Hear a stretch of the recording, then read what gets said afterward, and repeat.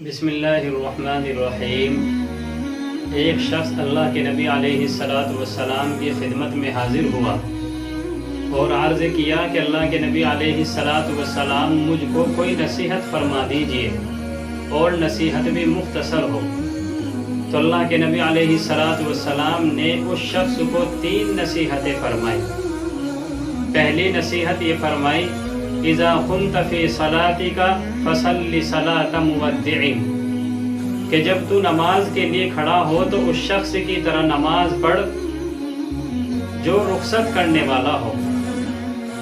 اس کا ایک مطلب تو یہ ہے کہ جب آدمی نماز کے لیے کھڑا ہو تو اس طریقے سے نماز کے لیے کھڑا ہو کہ گویا یہ اس کی آخری نماز ہے۔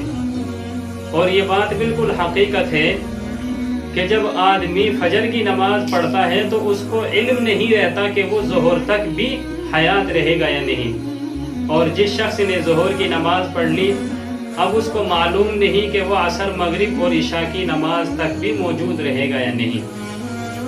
اور اسی حقیقت کو قرآن کریم نے بھی بیان کیا ہے، فرمایا وَمَا تَدْرِي نَفْسٌ مَاذَا تَكْسِبُ غَدًا،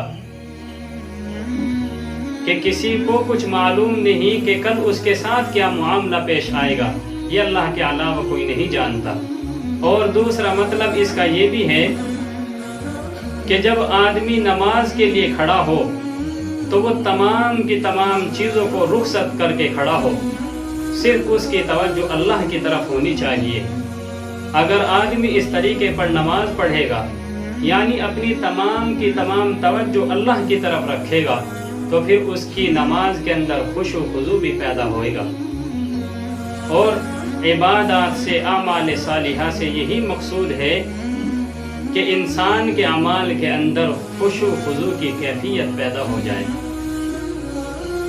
پھر اللہ کے نبی علیہ السلام نے اس شخص سے دوسری نصیحت یہ فرمائی، وَلَا تَكَلَّمْ بِكَلَامٍ تَعْزِرُ مِنْهُ غَدًا، کہ اپنی زبان سے کوئی ایسا کلام مت کر جس کی وجہ سے تجھ کو آئندہ کل شرمندہ ہونا پڑے، بعد میں شرمندگی اٹھانی پڑے۔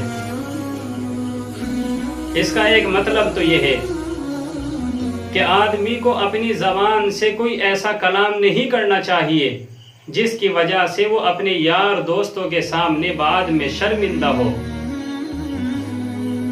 کیونکہ یہ بات بالکل حقیقت ہے کہ زبان سے نکلی ہوئی بات اور کمان سے نکلا ہوا تیر واپس نہیں لوٹ سکتا۔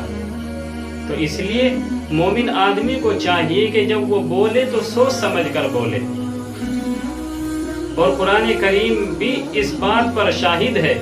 اللہ تعالیٰ نے قرآن کریم کے اندر فرمایا ما یلفظ من قول الا لدیہ رقیب عتید، یعنی انسان جب کوئی کلام کرتا ہے، جب انسان اپنی زبان سے کوئی لفظ نکالتا ہے تو اس پر اللہ کی طرف سے ایک نگراں مقرر ہوتا ہے جو اس کی ہر بات کو لکھ رہا ہوتا ہے۔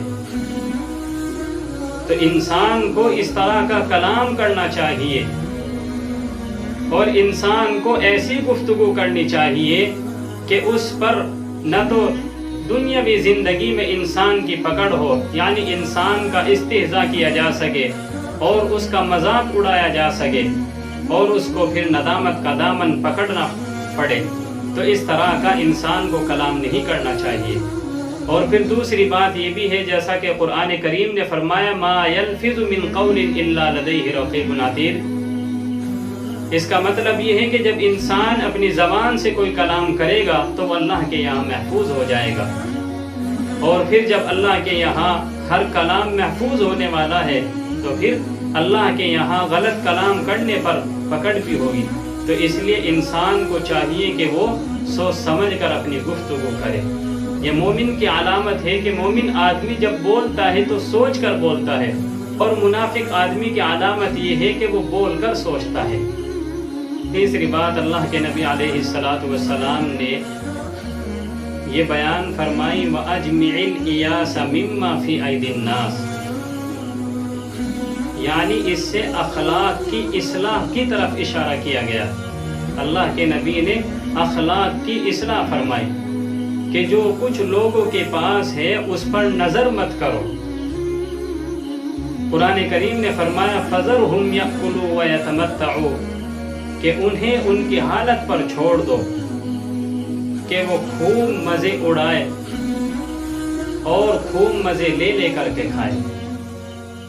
بس اللہ تعالیٰ نے تم کو حلال طریقے سے کمانے پر جو کچھ عطا فرمایا ہے اس پر صرف صبر ہی نہیں کرنا بلکہ اس پر اللہ تعالیٰ کا رب کریم کا شکر بھی ادا کرنا ہے۔ اللہ رب العزت ہمارے اعمال، اقوال اور اخلاق کی اصلاح فرما دے۔ آمین و آخر دعوانا ان الحمد للہ۔